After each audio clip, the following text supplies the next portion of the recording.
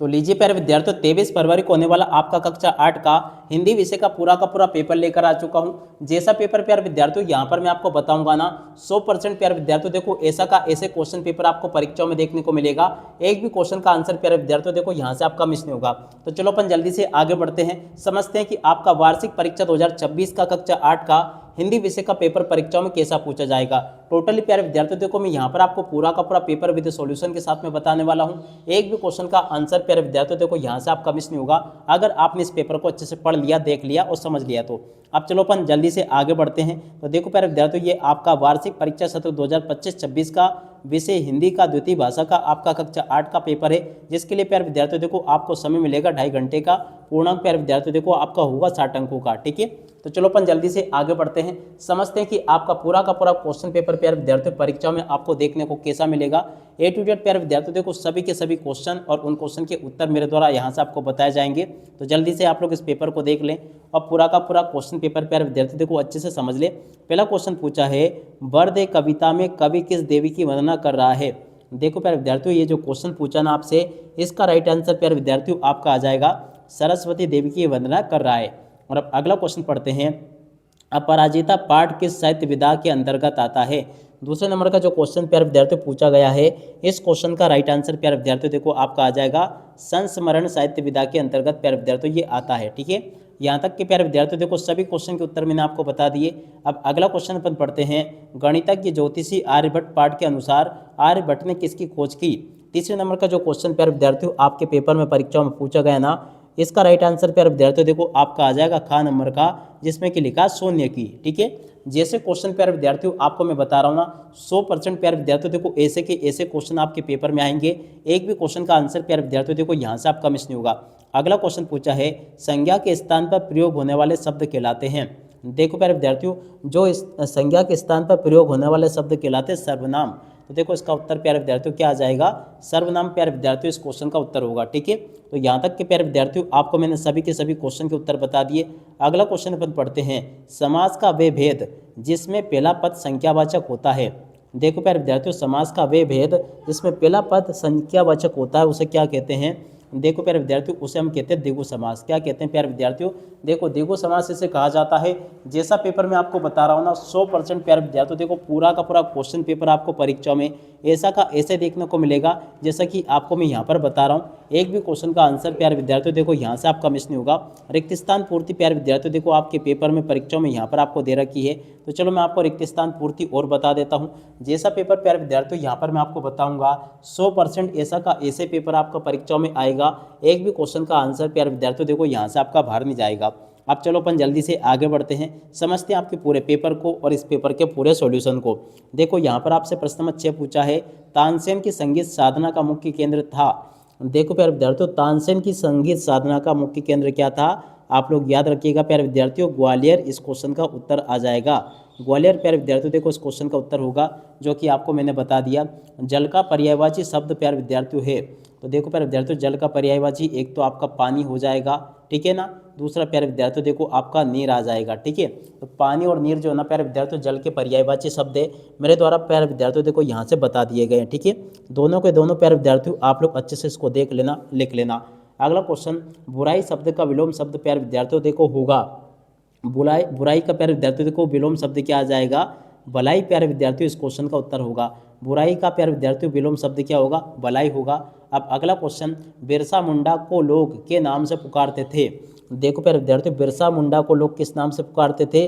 देखो इस क्वेश्चन का उत्तर प्यारे विद्यार्थियों आपका आ जाएगा, धरती आबा के नाम से पुकारते थे। तो इसका उत्तर क्या होगा, धरती, और उसके बाद में यहाँ पर लिखोगे आबा। धरती आबा के नाम से प्यारे विद्यार्थियों बिरसा मुंडा को लोग पुकारते थे।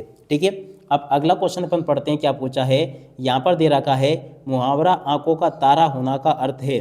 देखो प्यारे विद्यार्थियों, आप सब लोगों को इस मुहावरे का अर्थ तो पता ही होगा, मगर देखो मैं यहाँ पर आपको लिखकर बता देता हूँ। इसका अर्थ होता बहुत प्रिय होना। मुहावरा आंखों का तारा होना का मतलब क्या होता है, बहुत प्रिय होना। उसके बाद में देखो यहाँ से आप लोग इन प्रश्नों को पढ़ लीजिएगा। यहाँ पर आपके पेपर में इस प्रकार से क्वेश्चन पूछे गए हैं, जैसा कि आपको मैं बता रहा हूँ।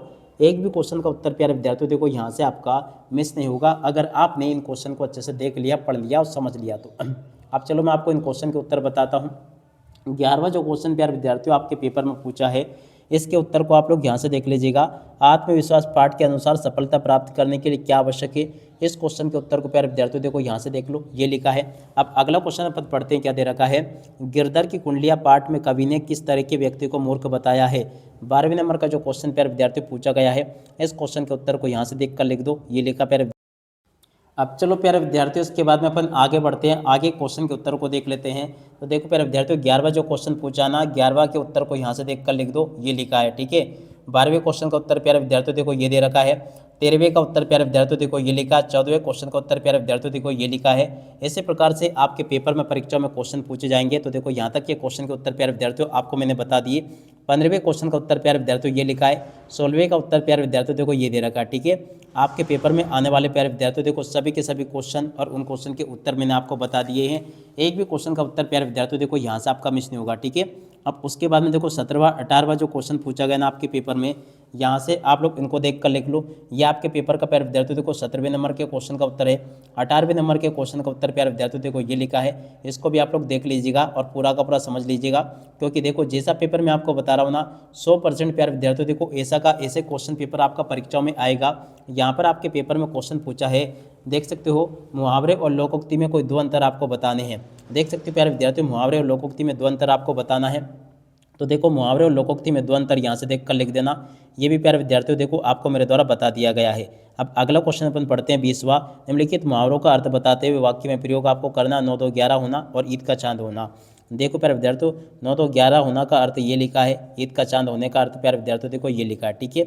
जिस प्रकार से प्यारे विद्यार्थियों आपको मैं क्वेश्चन बता रहा हूँ ना, 100% आपके पेपर में परीक्षाओं में बिल्कुल इसी प्रकार के क्वेश्चन पूछे जाएंगे, जैसे कि प्यारे विद्यार्थियों मेरे द्वारा यहाँ से आपको बताए जा रहे हैं।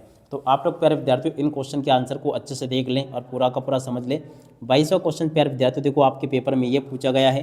तो देखो प्यारे विद्यार्थियों 22वें क्वेश्चन का उत्तर यहाँ से देख लीजिएगा, ये लिखा प्यारे विद्यार्थियों देखो आपके 22वें क्वेश्चन का उत्तर पूरा का पूरा, जो कि मैंने आपको बता दिया, ठीक है। उसके बाद में देखो 23वां क्वेश्चन पूछा है, वसीयतनामे का रहस्य नामक कहानी से हमें क्या सीख मिलती है। देखो प्यारे विद्यार्थियों 23वें नंबर का जो क्वेश्चन पूछा गया ना आपके पेपर में, उस क्वेश्चन के उत्तर को यहाँ से देख लो। ये भी प्यारे विद्यार्थियों देखो आपको मैं पूरा का पूरा यहाँ तक का उत्तर बता चुका हूँ, ठीक है। जैसा पेपर प्यारे विद्यार्थियों आपको मैं बता रहा हूँ ना, ठीक वैसा का वैसे क्वेश्चन पेपर आपको परीक्षाओं में देखने को मिलेगा। एक भी क्वेश्चन का उत्तर प्यारे विद्यार्थियों देखो यहाँ से आपका मिस नहीं होगा। अब देखो यहाँ तक के जो क्वेश्चन पूछेगा आपके पेपर में, जैसे 23वें के बाद में 25वां 26वां, तो चलो आपको मैं इन क्वेश्चन के उत्तर और बता देता हूँ। तो देखो 23वां जो क्वेश्चन प्यारे विद्यार्थियों आपके पेपर में पूछा था, ये वाला उत्तर मैंने आपको पूरा का पूरा बता दिया था। 24वां जो क्वेश्चन प्यारे विद्यार्थियों पूछा था आपके पेपर में, इसका उत्तर भी प्यारे विद्यार्थियों देखो मैंने आपको बता दिया था ये। और 25वां क्वेश्चन प्यारे विद्यार्थियों क्या दे रखा है, अपने प्रधान अध्यापक को बीमारी के कारण 3 दिन की छुट्टी लेने हेतु एक आवेदन पत्र आपको लिखना है, ठीक है। 26वें क्वेश्चन में प्यारे विद्यार्थियों देखो आपको इनमें से किसी भी एक विषय के ऊपर निबंध लिखकर आना होगा। तो चलो प्यारे विद्यार्थियों यहाँ पर मैं आपको आवेदन पत्र और 26वें क्वेश्चन का उत्तर बता देता हूँ, ठीक है ना। देख सकते हो प्यारे विद्यार्थियों आवेदन पत्र आपको इस प्रकार से पूरा का पूरा कंप्लीट कर लेना है, जैसा कि आपको मैंने बताया।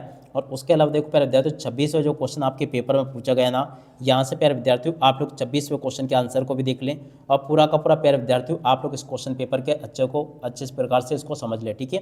जैसा पेपर प्यारे विद्यार्थियों आपको मैंने बताया, ठीक वैसा का वैसे क्वेश्चन पेपर आपको परीक्षाओं में भी देखने को मिला हुआ।